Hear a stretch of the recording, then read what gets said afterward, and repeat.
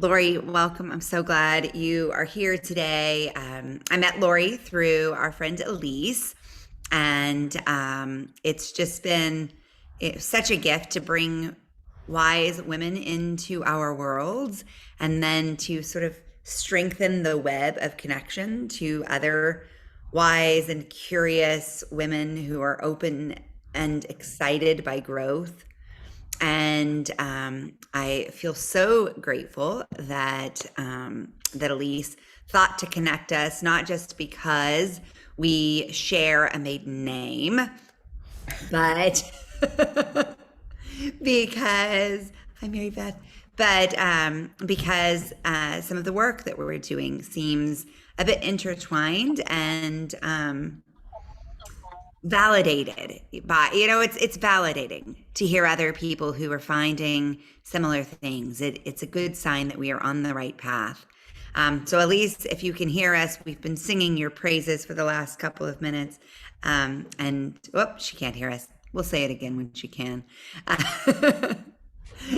And our goal for today really is to get to know the brilliant Lori Thomas Ross and hear a little about what she has been learning, what she's been discovering through her work with clients, and see what inspiration we can find within ourselves. One of the things we take as part of our approach is a bit of a poo-poo platter of life. Like, I want to sample all the things, and then I want to go back for seconds on the things that really vibe with me. And so it's like the Lori Thomas Ross poo poo platter today. You So get a fun. taste of your goodness, and then it helps us through our process of self exploration and self awareness understand what works for us. Elise, can you hear us? I can. Hi, we've been singing your praises and expressing our gratitude to and for you. So it's extra special to have you in the room with Oh us, gosh. wise woman web connector that you are. I just woke up kind of girl in jammies with no makeup. So hello, That's hello. beautiful. I love it. Oh, Lori. So good to see You you. too. I'm going to take my face off for a sec because I have coffee to grab and I don't want to be distracted. All right, you do you, darling. And we will get started as you get settled. Lori, as we get started, maybe the best place to begin is with you. We all know each other fairly well, but maybe you can tell us just a little about you and what it is you do. Absolutely. As I reflected on my morning this morning, I'm a wife, I'm a mom. I have a 9-year-old. And I have run a marketing agency for the last 16 years called Web Marketing Therapy. And I'm a very good diagnostician. I'm very good at diagnosing, prescribing, and guiding smart solutions. I'm an employer. I've got fabulous employees. We also have a sister company called Wild Web Women, and that really grew organically when digital women entrepreneurs were coming to me for things more than marketing, but more like, how do I let go of the ledge of my full-time job and do this? And how do I build my team? And how do I get my spouse to be supportive? And like all of the things. And so I had a really gorgeous journey last year with all of the pandemic madness, and went through coaching certification, did a lot of personal work, and in that process began doing some super deep dive work with women via one-to-one retreats. My group retreats are on hold. That's just my personal choice, as we all get comfortable traveling again. But what I find, the way marketing, the true meaning of marketing is maximizing exchanges, which sounds so transactional and blah. And so our philosophy is making sure that we look at it as relationships. And it's not only relationships with our clients and our potential clients, but it's our relationship with ourself. And what I found with women is that the way that we were showing up was a big piece of it, which ties into energy, it ties into alignment, it ties into personal happiness. And one of the personal experiences I had in 2018 was I was on paper like winning, right? I had the successful business and the nice husband and the cool kid and the 2 homes and all the things. And I was the super volunteer, and that person that I don't know if any of you can relate, like shout out to the reliables. I'm always the one of like, oh yeah, we'll make sure the school has perfect looking posters for that. And yeah, let me help out and let me join that board. And so I was really just doing it all. And I found myself being asked to attend a dinner for a nonprofit that I had been on a board and volunteering for years. It was in the community where my vacation house is. It's an hour from where I live. It was at night. My daughter was still pretty little. My husband was still in the throes of being a consultant at a former company. And it was just like this insanity of, me feeling bad about leaving him with her. And I'm like, no, I'll go to the dinner and then I'll drive back. So I was going to drive an hour to go to a dinner I didn't want to go to, drive an hour back instead of just staying at the house that I had there. And it was one of those things where I did the drive, went to the dinner, the bill comes, and then they all expect us to chip in. And I was like, are you bleeping kidding me? Like, I just raised all this money for your organization. But I was having just all this, like, I went back to my vacation house just to like regroup, made myself a cup of tea, texted my husband. I'm like, hey, so excited to meet you for dinner, or meet you for a, glass of wine that I didn't have at dinner because I'm driving home. And I'm driving and I did my little essential oils. I'm like, okay, I'm good. And all of a sudden I was like, crap, my car stopped running. And I was like, and it was dark because it's country roads. And I was just like, what the heck? And before I know it, there's a guy with his brights and he's screaming at me like, are you okay? And I'm like, oh, of course I'm okay, but my car stopped. I don't know what's going on. And I rolled down my window, yelled that I'm okay, and branches come flying across my face. And I was like, what the heck? Unbeknownst to me, I drove my car off the road. It's a road I've driven thousands and thousands of times.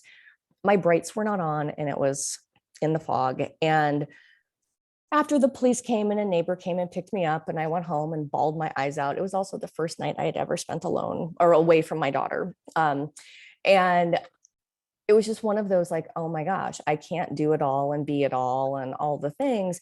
And my husband said to me, he's like, look, I know you're upset. I know you're gonna make a big deal out of this and look for like the secret meeting. And I was like, you're damn right I am. And I did a lot of reflection and it really forced me to get off the hamster wheel. And I realized that the fog was fatigue, F, O, obligation, and G, guilt. I felt obligated to go to that dang dinner. I felt obligated to be back home so I could get my daughter up for school.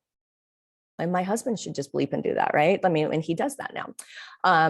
I felt guilt about leaving them and all these things. But one example in our lives comes up for us again and again. And fog is actually one of those things that it doesn't seem super dangerous, but it is really dangerous because we are still able to do all the things. It's like, and so that aha moment really began to get me on this path of how we show up personally, professionally, and being that support person. That's another thing is I had to ask for support. I had to ask for a lot of things, like things that were bugging me, like I'm paying for all the Amazon stuff on my credit card. And my husband was like, well, why don't I just give you a credit card that I pay? And I was like, well, dang, should I ask for that 7 years ago? But I had a lot of moments. I had to have really tough conversations with my employees. I built this gorgeous lifestyle company so that we could work and live and play that they were all enjoying. And I was the one making sure to catch anything if people were, doing their thing. So I really had to make sure that I was asking for what I needed, which I wasn't. And when I did, everyone was really happy to comply. And so it was a big shift in my life. And as I began to do this deep dive work and hold space for women so that they are putting the pieces of their puzzle in place so that their life personally and professionally clicks, does begin by disconnecting. And that's where the retreat component comes in, is disconnecting, which I had a forced disconnect, but it really forced me to reconnect with what was important. And we don't have to have a breakdown to have a breakthrough. I mean, that's the beauty of it.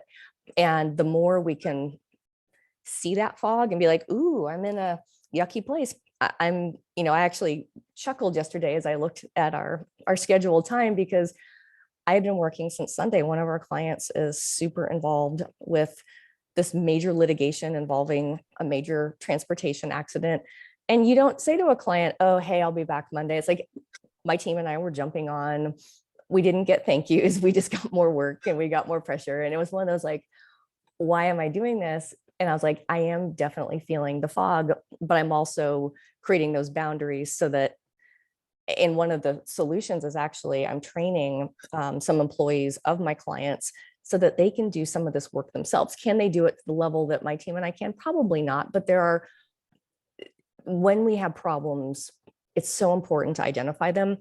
And in this world of, I'm so grateful, I'm so thankful, and everything's awesome, and look at these perfect pictures of me on Facebook, and we are almost like, it's like this like hidden depression sometimes, where we're like, oh, I have to be this certain way, but we have to get real and we have to say, and here's the magic sauce. And I want to make sure I don't spend the entire time talking, but the big phrase, and if I do anything today, I want you to leave with this phrase because it's super, super powerful.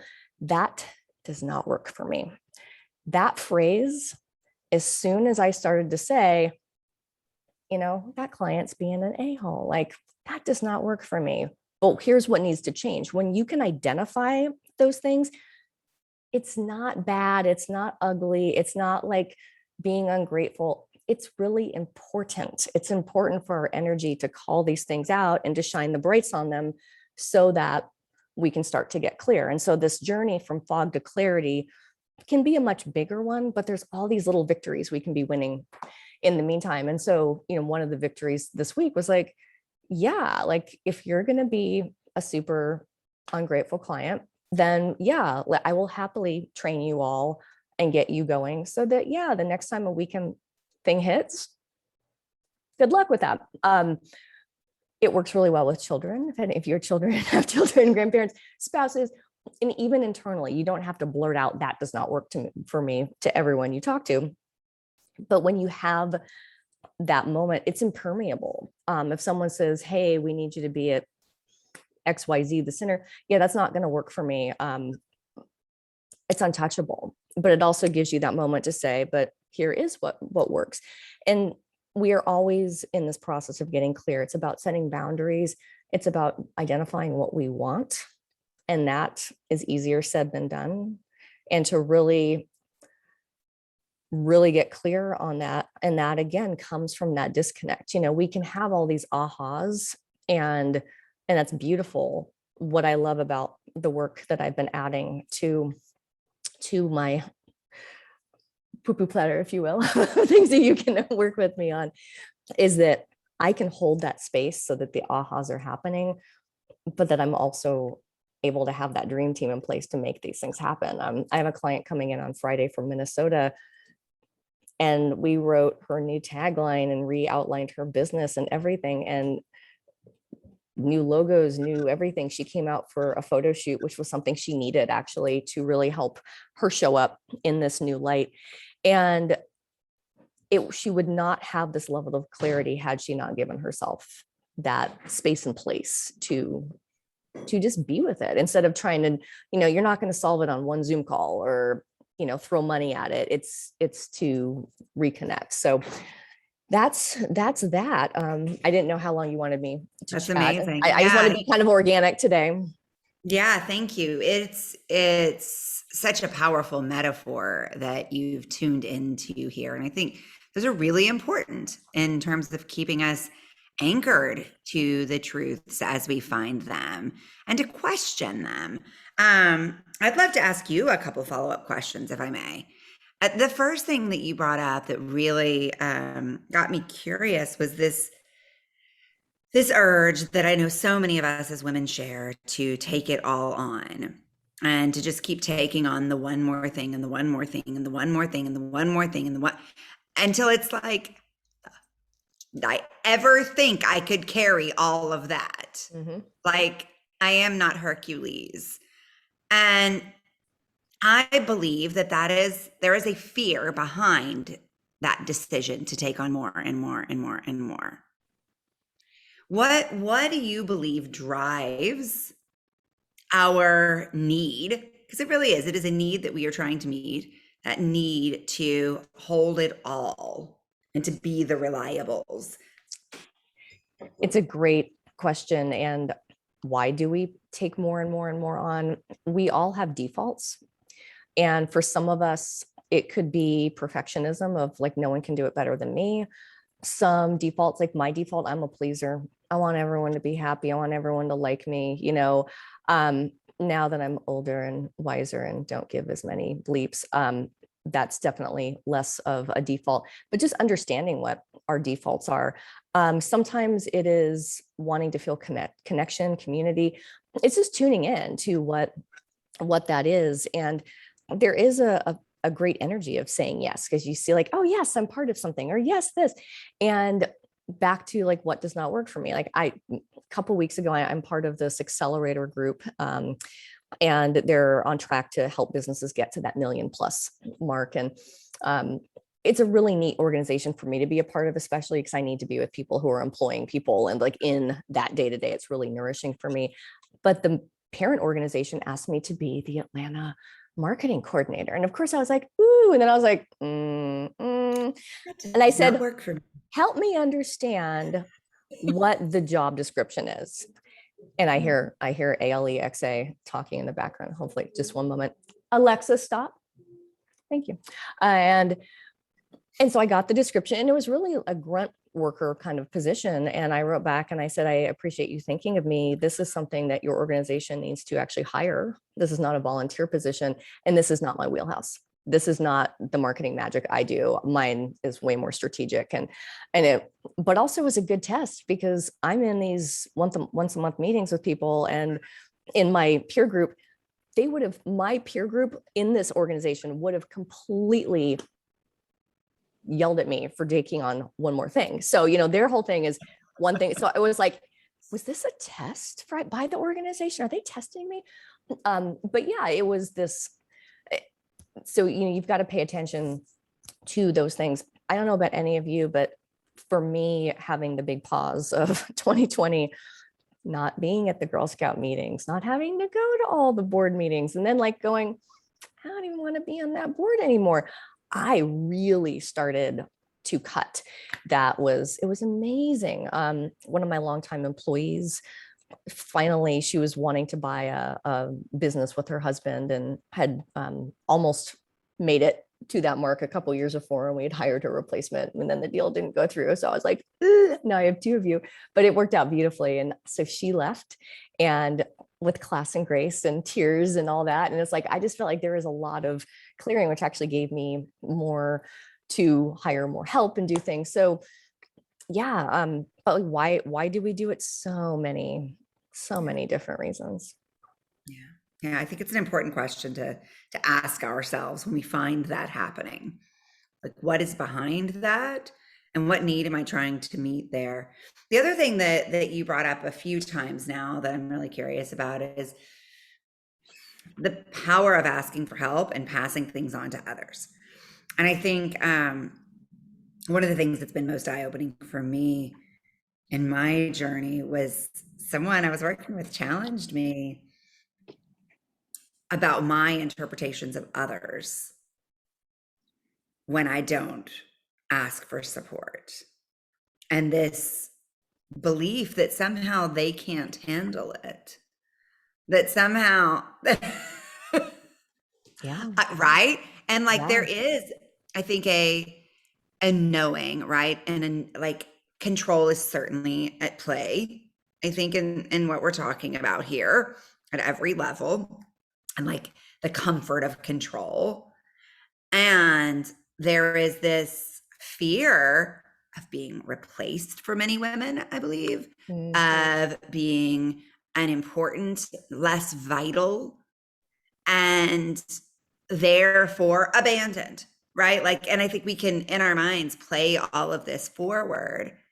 And yet we can, yeah, I got somebody just DM'd, we get to feel superior. Like, all these things can be at play.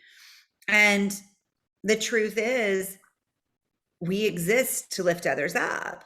And so it's like I hear, and you are passing off to your husband, to your employees, this opportunity for them to get to feel important and valued and appreciate that we all as humans want to be validated and appreciated and important and needed. And you, like, when you gave that to them, you let them rise up and to be stronger. Totally. And you didn't have to carry so freaking much. So true. And what we have to, it's the attachment is another, I see everything. Words are my big, like when I tune in, the attachment. And when we can let go of that attachment of, it may not go exactly the way I want it to go, or, years ago, I was in a relationship with someone who just said, and he was a very successful entrepreneur. And he's like, you've got to let your employees just blow it. Like, let them fail. Like, it's going to suck and they're going to feel it. And I'm like, right? I can't. Yeah. Like, I'm like, I can't. I'm like, and you know what? You have to do that and not be attached to that. But what you will find, and having a background teaching as well, are teachers are always taught to teach to the best students in the room. And if, the stars will rise and the ones who aren't won't, and that's okay. And even just doing these once a month day out of the office things with this accelerator group I'm in, they say things are going to break while you're gone. And that's part of the beauty of this process, is you got to see what's going to break when you're gone so that you can make sure that those holes are filled. And so it is really important. And like, even with this, challenging client, and it's all going beautifully. I mean, we handle it with, I'd say sass and grace. I definitely had to bust out some sass yesterday, but I did say to one of my coworkers, I'm like, I just need 5 minutes to vent. And she's like, absolutely. And I vented for a second, and really it boiled down to, I'm like, there's no gratitude. And she said, well, and I said, I've thanked you like 7 times for helping out on a Sunday, which I did ask her to help. And I said, look, if you're free, I could use a couple hours just to, expedite this. And she did. And I thanked her. And I just said, it's so weird not to, like, our whole culture is about being appreciative and collaborative. And she said, look, the person we're reporting to is probably unappreciated in her job. And so of course she's going to reflect that on us. And I was like, that was just like 5 minutes of magic. I was like, thank you. I so needed that. But, treating each other like peers and looking at and seeing people as whole. That is so important, is that we can't look at people as broken. It's like, oh no, they can't do it all. Or, oh, I have to do it. We have to see people as whole, and respect is reciprocal. And it begins with respecting ourselves, but also just not being attached to that. Like, I asked my daughter, I'm going away for a week in 2 weeks. And I said, so when I'm gone and dad helps you get ready for school, like, does he kind of coach you through getting up like I do? She goes, not really. I just do it myself. And she goes, but we don't make the bed at all while you're gone. And I'm like, okay, fair enough, and that's okay. It's like, it was just funny to be like, yeah, it's like what really matters. And I do want to throw in part of my gig is to help people squirm a little bit, because that's where we grow, right? We grow where we're not, moments where we're not uncomfortable. I think sometimes all of this heaping stuff on is also that we don't have enough going on in our own lives. Mm. Yeah. You can get mad at me as I say that, but No. but it's like that. If your day was full of, I'm meeting a girlfriend for lunch, or I'm going to be doing a retreat, or I'm going to be working on my book or my painting, or my staring at my cat, which is like my favorite thing to do. So making sure that we are filling our cup with things that we want. And if we don't take the reins of what we want, it is easy or to pile on more of what we don't want, because it's just decided for us.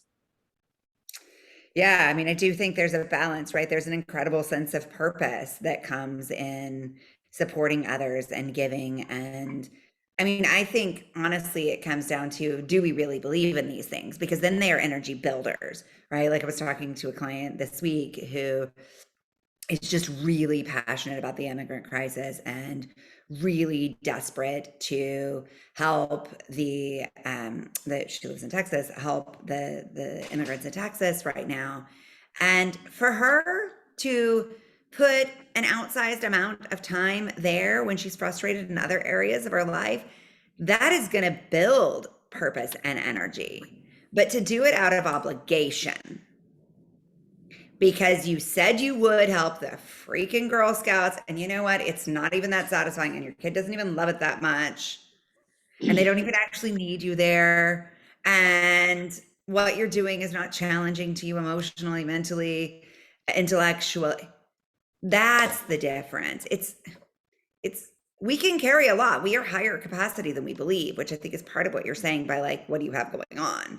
It's just that we have to give a shit about what it is we're putting on our shoulders. Yep.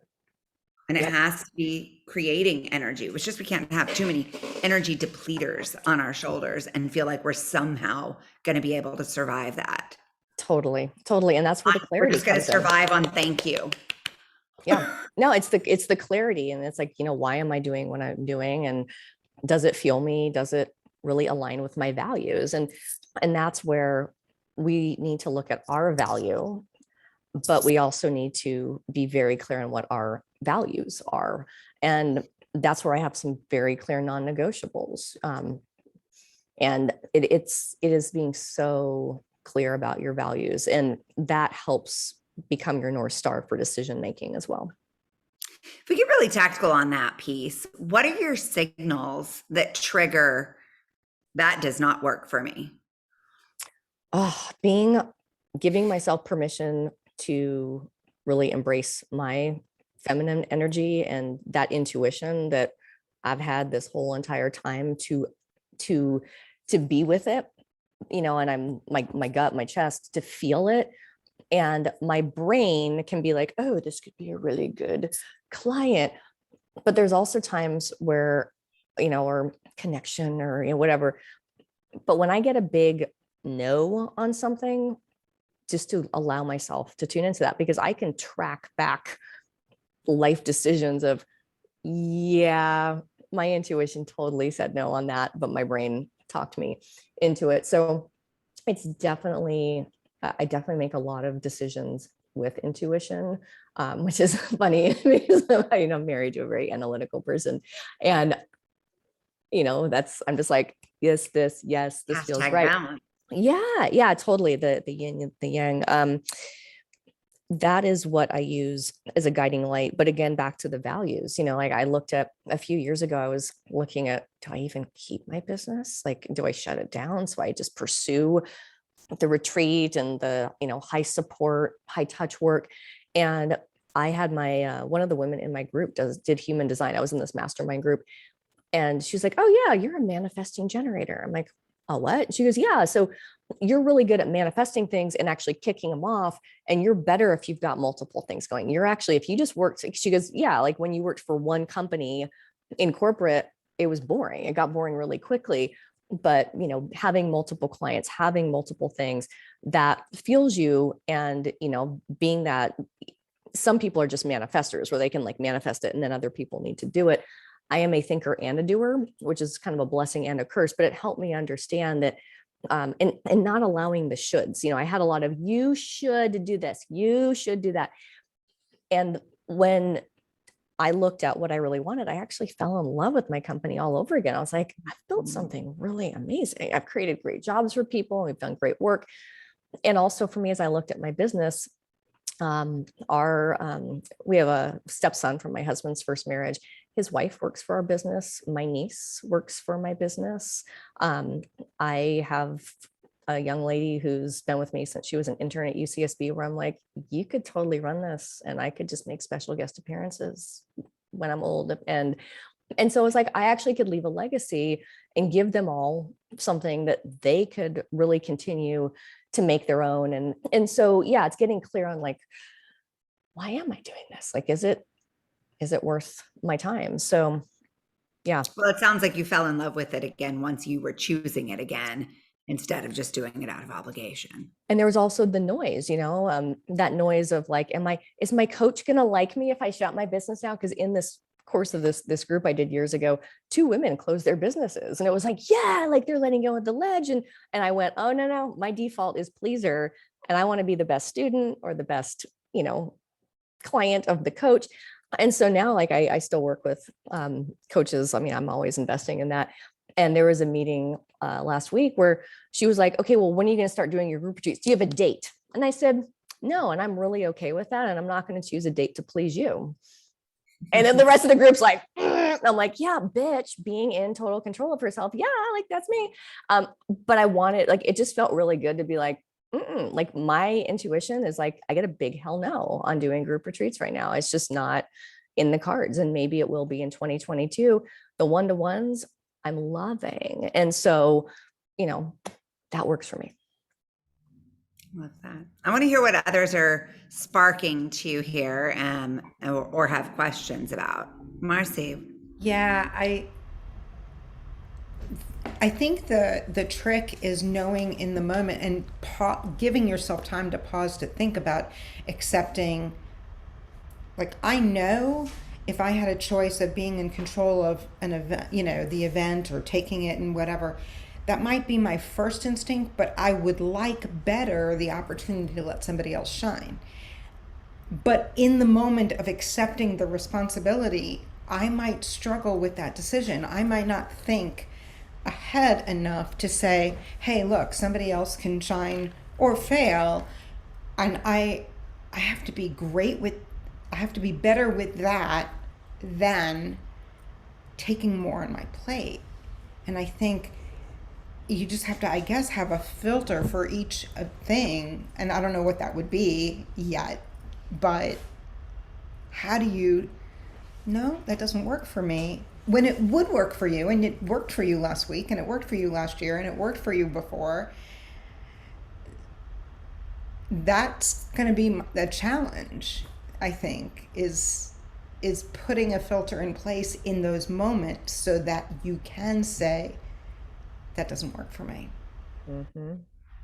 Because, I mean, it might be easy as pie, and it would definitely be easier than somebody else struggling with it, and blah, blah, blah, blah, whatever. And it's like, oh, I can just get this done. And I know it's going to get done exactly the way I want it to get done because I have control and blah, blah, blah, whatever. But to watch somebody else like build it totally different and shine with it is so rewarding. And much more rewarding than actually the stress of doing the work. Exactly. And I think that what you're tapping into there is so potent, this idea of an alternate belief, right? If we hold this belief in our hearts that if I don't do it, it's not going to get done well, then we're going to keep piling on. But if we start to practice and rehearse, in essence, this belief that if I don't take it on, I have more capacity to do the things I'm passionate about, and I get to let others shine and grow and see what they bring to this recipe. Or, like, for me, one of the beliefs that's been really helpful is I want to be surrounded by people who are strong and happy and capable. If I do everything for them, I am insisting on being surrounded by people who are weak, uninformed, uninteresting, and needy. I am making them that way. Mm-hmm. Totally enabling.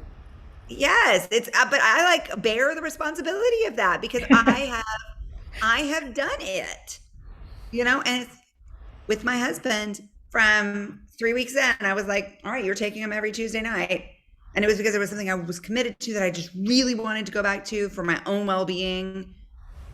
And he figured it out, but it took me a lot of years to say, like, oh, he does it differently than I do. And great. That's good for him. It's good for my girls. It's good for me.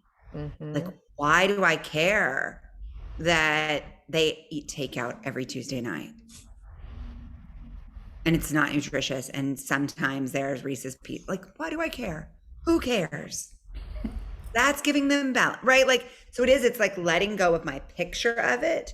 And it's realizing what the benefits are for me and for them. And it's important to remember too, we have to release before we can receive. And so just by like, there's only so much room, right? Like, it's not gonna, be broccoli and grilled chicken. It's gonna be, but it's when we release then we have the energetic space to receive. And once we're able to receive, then we can start to rise into new levels of our selves. And I think to Marcy's point, it's a practice. Totally. We don't, if we've defaulted to yes 1,000 times, we're probably going to default to yes a few more times. And then curse yourself that night. It's like, why did I say yes to that? Why did I say yes to Okay, let me learn from that. How might I do it differently next time? And that's why I love this. That does not work for me. Like, It's just like, ooh. You also mentioned that when you did ask for help, they shined, people shined. I mean, your employees did, your husband did, everybody came forward. Do you have any kind of formula for when they don't? Yeah, again, to release. Boundaries. Yeah, I mean, in after my massive like fog the clarity moment in 2018, when I had there were two employees I had very tough conversations with, where I was just, you know, the knot in my stomach getting on the call. One who is with me, who's been with me for probably 8 years now. She was like, I don't know what kind of coaching you're doing, but I like this. Like, I like these calls. This is really helpful for me. And it was, in my mind, I'm such a proactive self-starter kind of person. She really wanted to have some more, I need this, do that. And just to hear her reaction was like, oh gosh, everyone is not like me, and thank goodness. And my other coworker, who was she's a dear friend. She built the business with me, the one who had stayed on longer because they hadn't found the right business to go all in for. I said, look, you know, you're getting paid really, really well. And I need you to be doing marketing work and not just admin work. And she just couldn't, as my husband said in his consultant speak, level up. And so had she not found that business to purchase, I would have had to let her go last year. And thankfully, I didn't have to do it that way. Everything worked out beautifully. But I had made the decision, because she did not rise to the occasion, that I was like, I have a big decision to make, and it's not working for me that I'm paying someone all of this money. And it, you know, her position really evolved over the years, and she was so good at her job that she actually figured out how to automate a lot of it. That actually, but I do think it kind of helped ignite some of her, you know, pushing her husband to kind of go this next step. So yeah, sometimes they rise, sometimes they don't. And in our lives, it's always a journey. People will rise up, and then people are gonna, you know, not rise up. I've had employees that were wonderful, and then all of a sudden weren't. And, you know, you can coach through that and talk through it and do all that. So, but also this is another important thing too, is communicating expectations. And there is this unspoken, I'm trying not to stereotype all women and throw us all under the bus here, this like, you should know what I need, or you know, like you should have known to do XYZ, or this person, you know, helping me out like XYZ.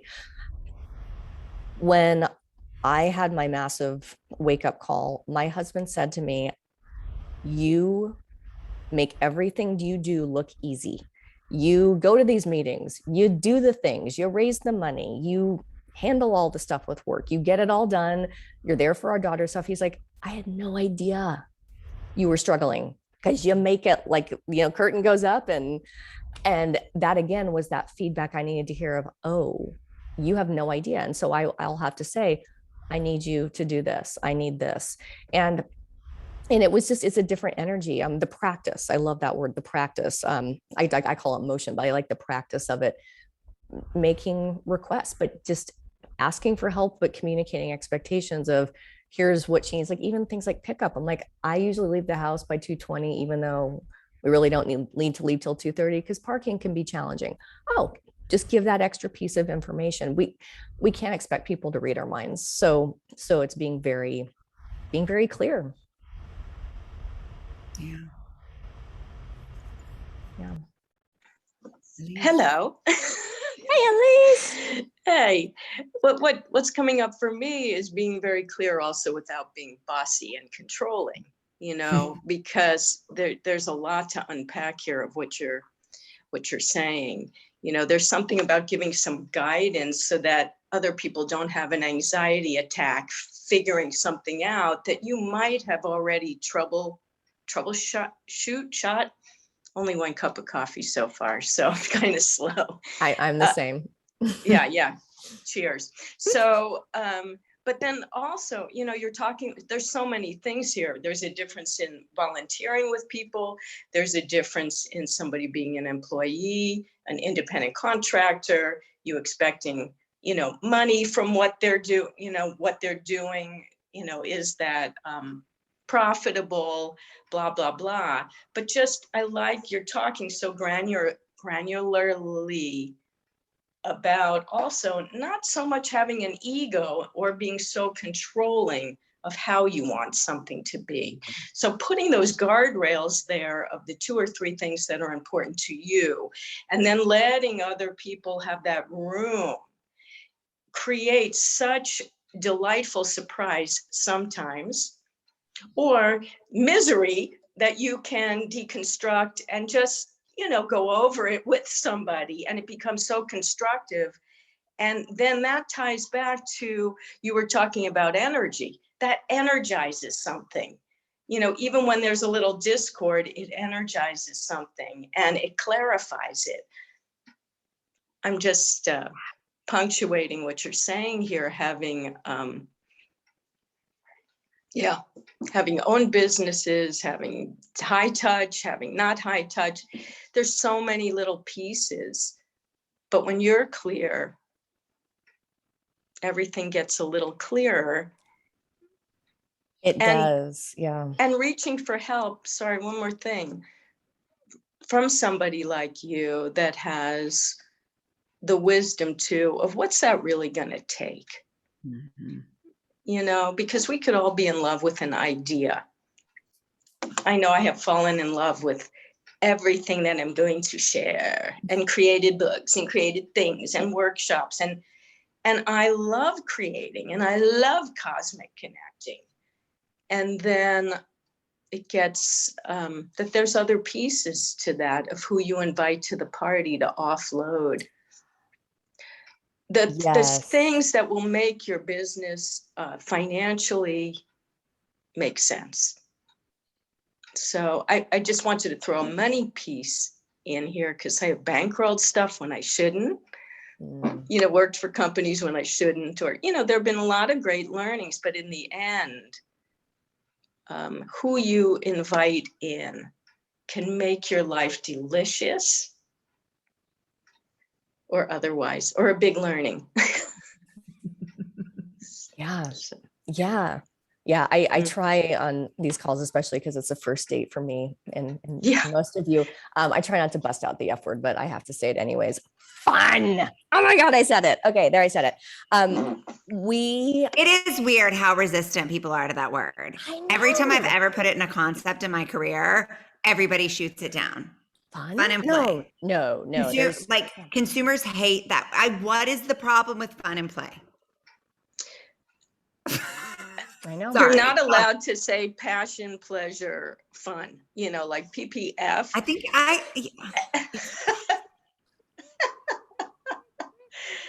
if there's not 1 ounce of fun. And that's what everybody wants. Yeah. They want it all. They don't want to say the word, and they're opposed to it, but they really, that's what they crave. Everybody, it's what we crave. It's essential to our well-being, and we forget it, and we put it on, like, when I do this, then I can have the fun. It's like, well, why can't you have fun at the same time? My sweet client who's coming out she comes out tomorrow night. We'll all see her Friday morning. When she retreated with me, like 4 or 5 months ago, amazing time, spa, hikes, all the things. And then she got really quiet. We were doing a hike, maybe like second day in.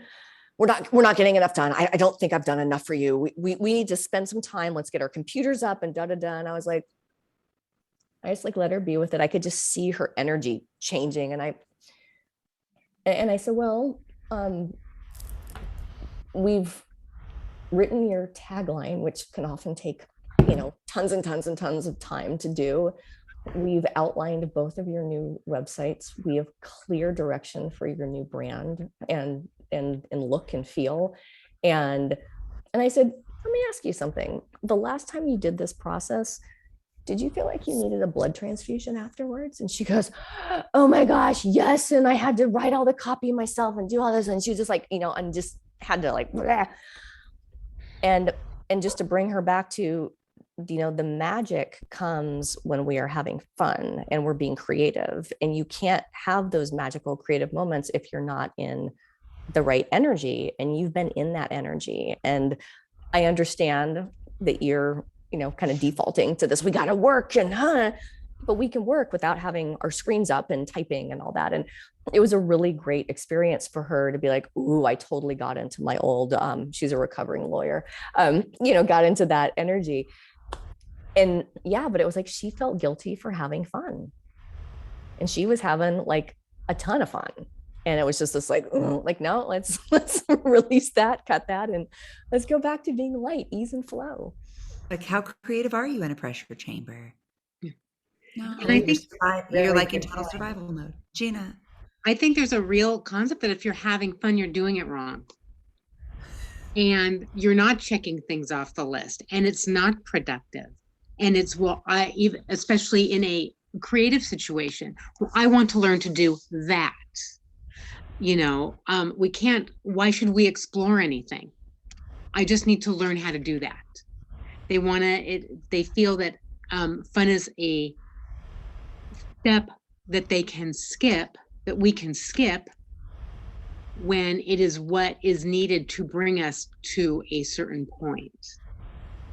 And I do think it's if we're having fun, we're doing it wrong. It's not productive. We're wasting time. And I think that's a big part of that.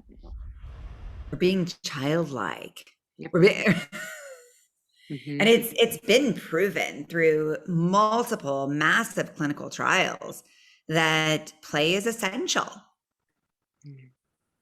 And I think wildly underestimated. I had the opportunity to work with Dr. Stuart Gordon for a few years and have just been so inspired by his work around play. But he was the first one who did a large scale study of inmates and identified the lack of play as the critical missing piece in their upbringings that led to sociopathic behaviors, right?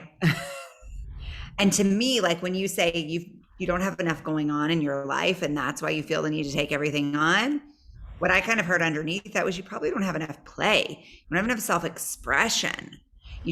So you're not getting the validation of your own ideas and creativity and that sense of satisfaction that comes from being seen and heard and known by yourself. And so we're extrinsically going to kind of pile on all of the other things so that the world will look at us and be like, you're good enough. You're helpful. You're important. You're needed. And so they're very much linked, I believe. So much so. And that's where being creative, it's so essential for who we are as women. Like, we are creative beings. That's, why we're here, and to find and give ourselves that space to be inspired, which fuels our creativity. And yeah, and I find, the more I age, and I'm stealing Elise's term, sage, the more we tune into that, the better it is for our physical health, our emotional, our spiritual health.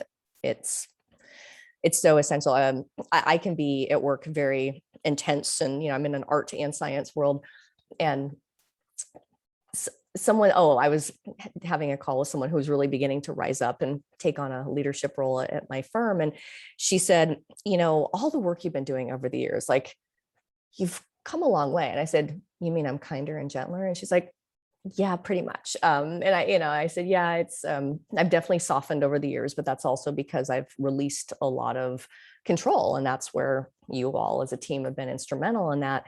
And I said, as much as you think I'm a hard ass at work, I said, you'd be shocked. Like, at school pickup, all the kids are like, hi, Miss Lori. Hi, like Girl Scout meetings. It's like, ah, and like, I'm doing crafts and these little girls sit with me and they're chatting with me. And she was like, you're the fun parent? I'm like, oh yeah, I am that lady. And she's like, you know, she lives in LA and I'm in Atlanta. And she's like, I'd really like to see that. I'm like, I said, it's there. You just got to believe it. It's there. Yeah, it's the more that we give ourselves that space to play and have fun and to carve that out. When I did throw out that, you know, maybe we don't have enough going on, just like we calendar our chiropractic appointments and our mammograms and all of that, like we need to calendar in the fun so that it doesn't get filled with the other stuff. That's right. It is self-care. It is essential. And it is nourishing. We joked on a call that many of us were on together earlier this week that we get hangry when we don't eat, right? And Elise and I were talking about the fact that it's not just from food that we get a hungry. It's from any core essential need that is unmet. And like when I think about the signals of things not working for me, it is these like, suddenly I'm being bitchy, suddenly I'm being critical and judgy and cranky. And those are the moments where I'm like, whoo, best self isn't showing up. What's going on? What needs are unmet? What am I taking on out of obligation? Or what am I feeling guilty about? What am I afraid of? Like all the questions you're asking with your model are the questions I have to ask myself when I get the signals that I'm not eating well, right? All these little things to me are like signposts that something's off. And so then I have to get curious and figure out what it is. So one of the things I've been playing with recently that I believe there is something to and I've been doing it with a lot of clients. I've been asking them to tell me about their power hours. Because I believe as women, right, so many of our hours of every day are pre-programmed and they are in service of our jobs, our families, of others. But it is these bookend days, right? Like, and if you think of bookends, they're holding all the other books in place. And I believe that we have these power hours at the start and end of each day that really kind of make or break whether or not all our books go toppling down. And so I've been really curious with women who have been doing some work and who've been really intentional with their lives to understand what their beginning and endings of each day look like. So I wonder if you could tell me a little, Lori, about what the beginning of your days look like. And this might sound like horrible for a lot of you, but it's enjoyable for me. And here it goes. I laugh because I actually take pleasure in doing this, but here it goes. So now that we're back to school, I'm usually up around like 6:20. I ask my husband to not come down because he's a large man in our tiny kitchen and start making coffee. I'm like, I need that time, just me making my tea, filling the water bottles for school and just kind of tinkering. My big boy cat, Earl Grey, who's like basically a cat that was like Burt Reynolds in his heyday, like hunky, gorgeous cat, is my coach. And he is chatting with me and he's with me every step of the way. He's with me when I wake up. We have this little time. He likes to go out outside and kind of work, you know, like go smells and stuff. And I just have this beautiful time, do the lunches, all the things, take my daughter to school, you know, make her a good breakfast. And, you know, the drop off is usually seamless. We park, we walk her to school, we walk back. I have a little chihuahua somewhere, on the ground. And she usually comes with us to school. And so, you know, it's like her little time to walk. I come back home, I feed the pets. I have two cats, one dog. And, you know, it's like stinky cat food, but I enjoy it. I enjoy just the moments of feeding them. And then I tidy up. And that might sound really unpleasant to you, but I love it. I love homemaking. Oh my God, I just said it. I feel like Donna Reed. I love homemaking. I love futzing with the house. I love watering the plants and zhuzhing the pillows. I'm really inspired by space. And so I just kind of put the dishes away and putz around a little bit. I usually scoop the cat poops, which I'm like, it's like my like sandbox zen. Again, I'm like, this is so like someone's worst day ever. It's like, I love it. And that kind of gets me in my zone. And I make my cup of coffee. I had already had my tea in the morning.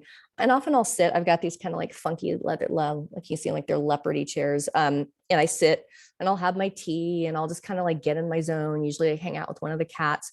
And that gets me just in my space. And I've got like my essential oils going and all the little things that nourish me. And so that's my kind of power. It is really like a matter of an hour in my morning.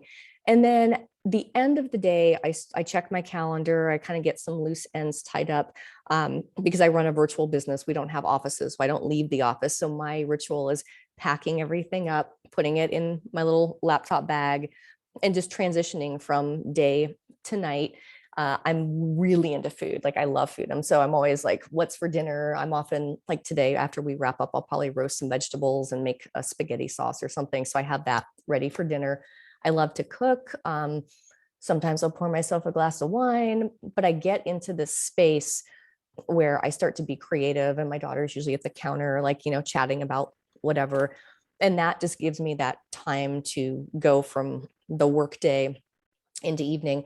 And meal times are very essential in our family. We value food, whether like last night we went out to dinner and I had picked up my daughter from music class and I texted Daryl and I said, and I am not making dinner. And he wrote back, haha, great. So we had our dinner out and so no dishes. It was beautiful. And we get together as a family. But yeah, and then we kind of roll into the evening. So I love the power bookends on each side. I could definitely be more intentional about my power at the end of the workday. And as far as evening goes, it's daughter to bed and, I usually read a little bit, but yeah, I'd like to, I could definitely be more intentional about that one at the end of the day too. I love it. Yeah. I mean, to me, from all of this, what I'm taking, well, from your beginning and ending is just how personal that is. And that is the reason why it's so important that we be intentional about it and let go of the shoulds and the ought tos and the obligation and the fear and the guilt, and allow ourselves to nourish ourselves. It's like, I'm also thinking about, like, I have a daughter who has a little allergy to pineapple. It's not horrible. It just, like, makes her mouth a little rashy.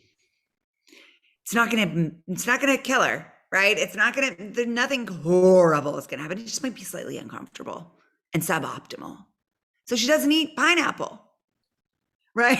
And like, to eat it would not be optimal for her.